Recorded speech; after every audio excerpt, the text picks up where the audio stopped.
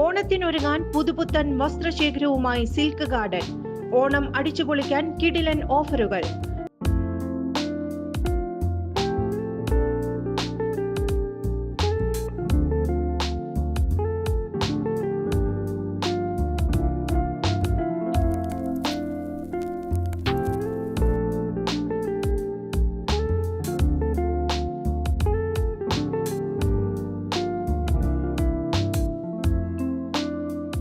മറ്റെങ്ങും ലഭിക്കാത്ത വിലക്കുറവിൽ വസ്ത്രവ്യാപാര രംഗത്ത് വർഷങ്ങളായുള്ള പാരമ്പര്യം.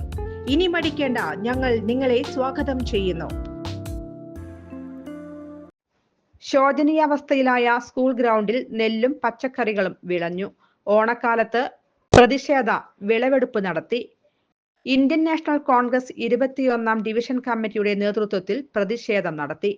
വടക്കാഞ്ചേരി ഗവൺമെന്റ് ബോയ്സ് സ്കൂൾ ഗ്രൗണ്ടിലാണ് വേറിട്ട പ്രതിഷേധം നടന്നത്.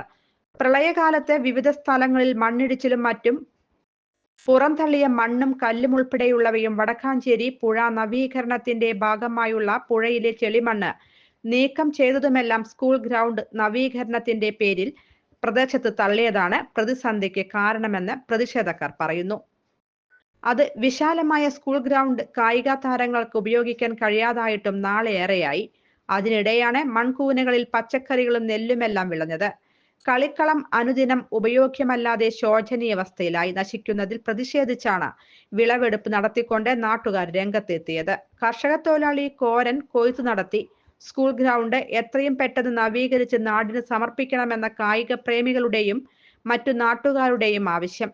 പ്രതിഷേധ സമരം DCC secretary K Ajith Kumar ഉദ്ഘാടനം ചെയ്തു. Congress ward president Anu Sebastian അധ്യക്ഷത വഹിച്ചു. DCC general secretary Jijo Kurian മുഖ്യ പ്രഭാഷണം നടത്തി.